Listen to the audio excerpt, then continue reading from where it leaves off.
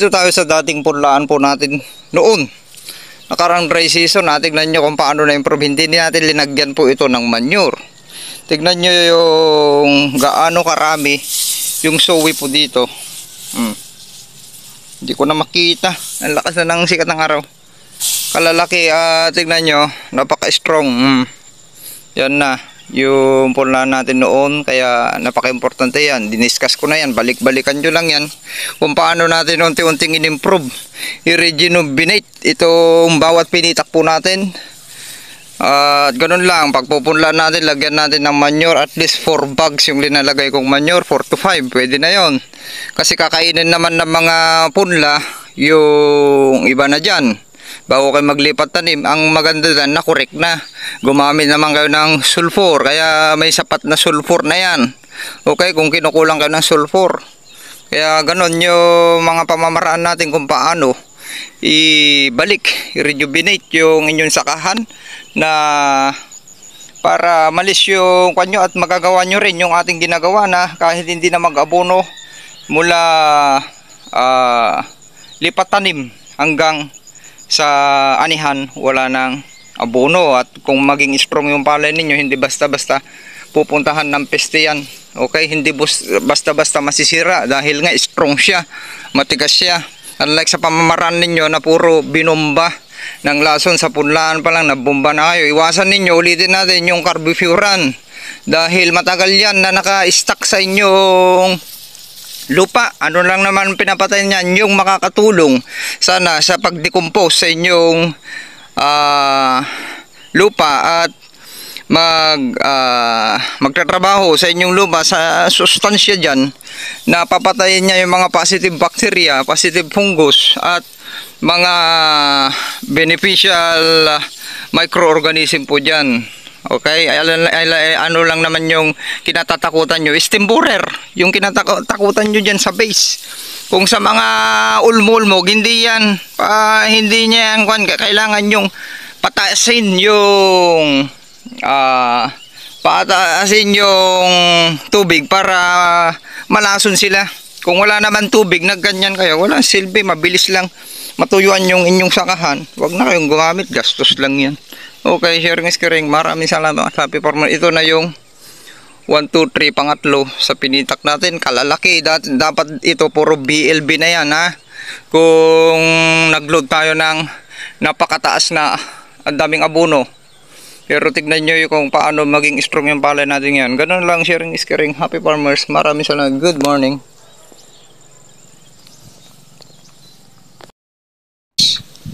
Agri-tipid PH Teams, kamag-uuma. Ayan, anong oras na? Time check 10:56 at kababalik natin dito sa Farmulate para tignan yung pagkakitahan natin, yung ating mga alaga.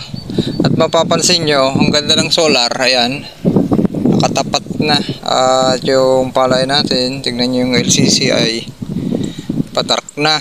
Okay, sakto lang yung binigay ng ulan na sustansya ay nandyan na, magko-convert na po yan. Lalo't maganda ang solar radiation, maganda ang photosynthesis, at yan na ang dami ng lumalabas na lalo sa bandang gubat kaninang pumunta tayo ay dami na, kahit dyan sa nakahiwala yun, dami na dun banda. Diba? Ganda rin ng lumalabas na uhay. Sure po tayo dito na kaya nito ng kahit walang abono mula nung nilipat tanim. Chemicals, kaya niya ito ng area. Okay, kaya niyang lagpasan yung area nitong standing crop po natin dahil napalabas naman natin, sakto lang na-hit natin yun, talagang tangkad ng palay, halos lumagpas pa yung recommendation sa tinipid na protocol po. Okay, ganun na lang, sharing is caring. Happy farmers. Ang dami na lumalabas, tangkad ng inbreed.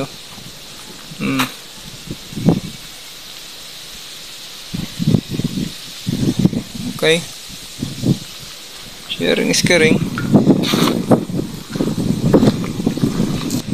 Silipin natin yung mga pigs tahimik.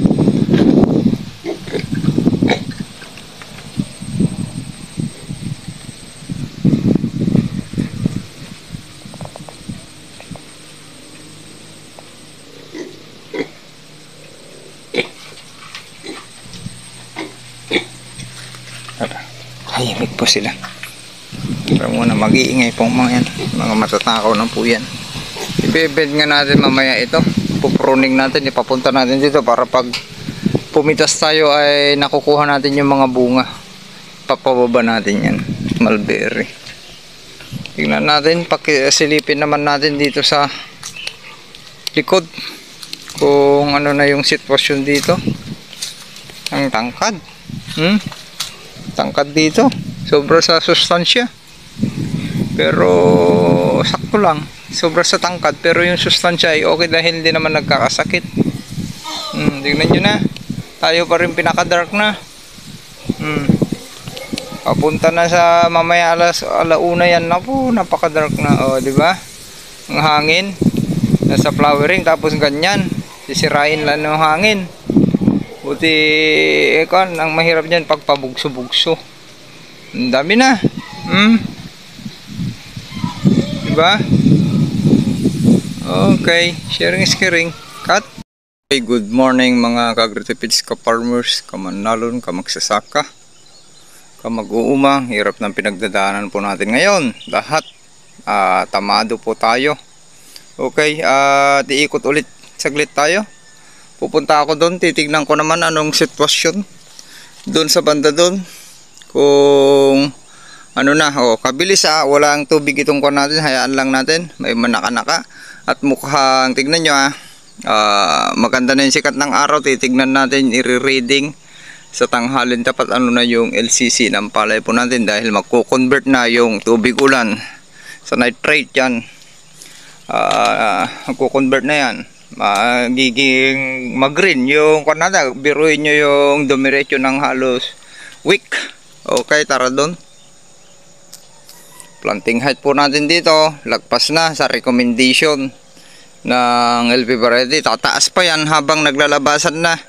Halos flag lip shift na yung nakikita nyo dyan, 5 at 6 yung umaangat na po dyan habang susunod naman na aangat. Fully exerted na yung flag lip shape, susunod na bibitak, aangat naman yung mga uhay dyan, lalabas na yung mga malalaking uhay. Okay, tara, sharing is caring. Kakat muna natin, doon na lang tayo magkukon mamaya. Tignan nyo napakalinis. Kung susukatin natin yung uhay ng palay natin, lagpas 8 inches pag sumusukat po tayo dyan. At ang makikita nyo, ulitin natin, wala siyang unfertile, purpur sa Ilocano dun sa dulo. Halos 99% buo yung kuwan natin. Nakadalasan yan ay nasa hybrid yan. Nasasayang yung 5% to 10% dun sa pinakadulo ng uhay dahil namatay, nagiging puti, parang na whitehead. Okay, hindi po yun cause. May mga rice bag talaga Hindi yun cause ng kung ano nung stem borer yan or insekto. Okay, tara. Napakatigas. Yan, ibig sabihin, tapos dito. Kung ganyan, katigas yung palay po ninyo, hindi kayo nagkukulang ng K. Okay? Hindi natin need ng K. Kukunin na lang natin sa foliar po yan. Tignan natin, ulitin natin kung hanggang saan ang kaya ng foliar spraying natin na may YM na may kumpletong sustansya at higit pa na sustansya. Okay, yan na. Ganyan ka-strong yung palay po natin. Paikot natin. Naramdaman na yung support ng tubig ulan sa mga ilang araw na mula nung nag-foliar tayo. At pag nakasapaw po ito ulit, tignan natin kung ano yung magiging next activities po natin. Sharing is caring. Paki-monitor na mabuti yung mga kon natin. Wala na, tinamad na yung mga taga-saka po natin. Tinamad na. Kaya tignan nyo, baka ikakalulugi po natin. Boss, tara. Ito yung likod ng pigiran natin, no? May mga minimal na halo, yung matatangkad. Tignan nyo ha. Dito yung malalim noon. Pumantay na. Napakalinis. Ito, banda dati, tinatamaan na yan. Okay, dito sa mga gilid-gilid dahil ang lalim dyan, tatamaan po yan. Napakalinis. Dito yung dating punlaan po natin. At gustong gusto po niyan, ulitin natin, gustong gusto po niyan yung ulan, tubig ulan. Habang umuulan, yung pag-control natin ngayon, hindi gumamit ng abono, strong yung palay natin, tangtangkiran. Kung sa Ilocano na pagsasalita ay tangtangkiran, tigasin. Habang umuulan po yan ay gustong gusto ng palay po natin. O, dito na tayo sa nakahiwalay. Ang tangkad ng palay dito.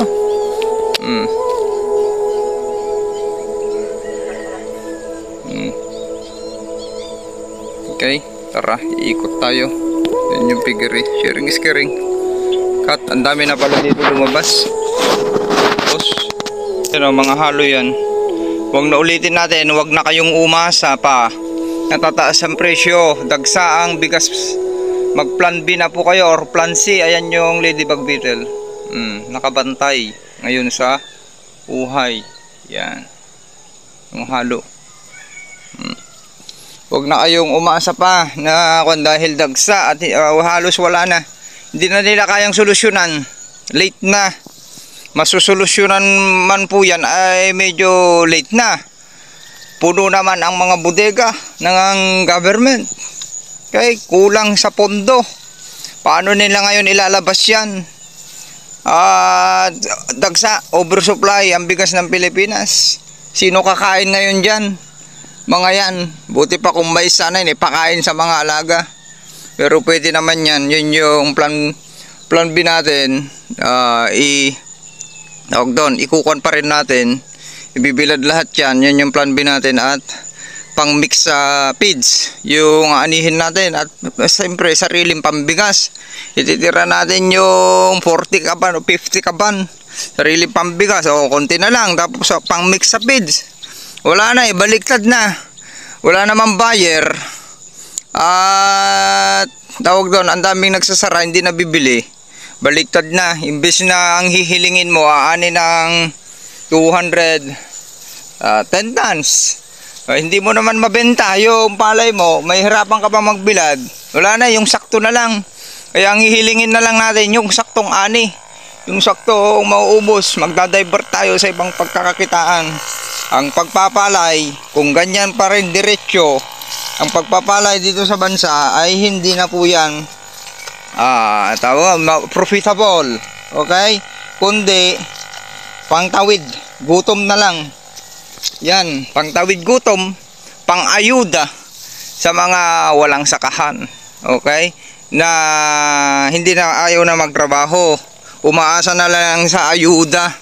Buti sana kung yung inayudaan ay talagang walang-wala yung mga nakakabili dyan. Mga nabibigyan ng ayuda, hindi lang sa ayuda sa palay, mga subsidy, karamihan dyan nakakukuha, hindi dapat yung makakuha ay nakakakuha pa rin. Kaya ganoon na lang, sharing is caring. Ikakat na natin. Ayan, mga katabi natin. Dami na pala naglabasan. Tangtangkiran, talagang kinontrol na natin. Okay, sharing is caring, cut. Go lang ng go. At ulitin natin, mag-plan B na kayo. Huwag kayong umasa kasi sa government, dahil habang umaasa po kayo dyan sa mga ayuda yan, mas malaki yung korupsyon, mas malaki yung pondo, mas madaming korupsyon, mas maluwag, mas maraming maibulsa. Maraming salamat. Huwag na tayong magbubulahan. Kilala nyo ang bansang Pilipinas na matagal nang napako sa farming. 1980s pa tayo, ulitin natin pinanganak, walang pinagbago kundi pabagsak na. Pabagsak yung farming, pabagsak ang mga farmers, ang presyo. O ilang dekada yan at naulit. Ano nangyari? Anong silbi ng mga mechanization? Ulitin natin, hybridization. Yan mga pinagbibigay kundi Yung mga boss lang ang nakikinabang po dyan. Yung mga member, ilang member hindi yan nakakatikim. Yan, tirahin na natin lahat yan para mabuksan. Sana kung kasali kayo ng mga asosasyon at co-op, sino mga nakikinabang dyan at binibigay sa DE, yung MAU ang mauuna po dyan. Nasa kamay ng MAU. Yung ibang mga machines yan, inputs sa magagamit sa sakahan. Asosasyon, co-op, sino nakikinabang? Siyempre, yung mga nagtatrabaho muna dyan, mga employee, at yung mga boss, board of director, sino yan, yung member, ay tira-tira na lang po yan, yung mapupunta sa inyo. Okay. Kami nang umaangat ng mga uhay, mga kagretibins. Dito tayo ngayon, nakaikot na, pa-uwi na. Nagsisiangatan na, mayroon nang nakalabas na pang 3%. Yan, tumataas yung mga plug lip shift, mga sowi. Daming ko, no? Rice bag. Labing-labing. Yan, ganyan muna. Wala pa, tingnan nyo, wala pang naglalabing-labing pa lang sila. Pag napisa yan, sakto yan. Pag yumuko na, doon kayo titira. Yung ganyan pa lang, huwag nyo munang kasi mag-uulit lang kayo. Sayang. Okay, ulan ng ulan, nahugasan yung ititira nyong lason. Hindi kayo nakakatipid. Kundi, ulitin natin, bira kayo ng bira. Wala sa timing. Kundi, dinadagdagan nyo yung gastos ninyo. Kung hindi nyo maiwasan maglason, i-timing po ninyo yung paggamit po ng insecticide, fungicide, herbicide, bactericide, pesticide. I-timing nyo po yan, pati molluscicide. Hindi yung tignan nyo ako, sa dami ng rice bag ngayon, tayo naman na nauna, may mga kwan dyan, naunang nagtanim ng 10 days kasi ngayong variety nila at yung protocol nila mataas yung nitrogen kaya nag-delete maturity, hindi nila mabalance kaya nauunahan natin sila. Kahit sila ang nauna, ay nauna tayo nagpalabas. Okay, ulitin natin. Ang dami rice bag. Hindi natin pinoproblema. Okay, kayo, tira. After 1 week, tira ulit. Pinayaman ninyo yung mga agri-supply. Okay, pinayaman nyo yung mga agri-supply, yung binibilihan ninyo. Tapos binutasan nyo yung bulsa ninyo. Tapos tayo magrereklamo na yung farm owner dahil hingi ng hingi yung tagasaka. Dahil bira ng bira, wala sa timing. Mag-i-spray yan. Hindi systemic yung tinira, mag-i-spray. Mataas yung sikat ng araw, nakatago na yung mga insekto. Kaya ano nangyari? Gastos pa rin yun, sablay, uulit lang po kayo. Okay, tignan nyo wala pang wet head, pero mayroon yan lalabas, late stage. Wala, kahit ni isang kaban, wala na yan. Ang tigas ng palay po natin. Sharing is caring, tara na. Kung na yan, nagiging black yan kung nasisira na yan. Dinira na ang kwan, wala namang masipsip. Kaya hayaan nyo lang ganyan muna. I-timing natin, ganun. Sharing is caring. Maraming salamat. Happy farmers. Mga ka-farmers, katatapos po natin umikot at naglinis. At ngayon naman ay itatanim natin ito. Kinuha ko na ang oregano. Kailangan may mga herbal din tayo dito. At yung malagkit na avocado. Pasibulin natin to. Masarap na avocado. Dito siguro natin ilalagay yung mga oregano dito banda.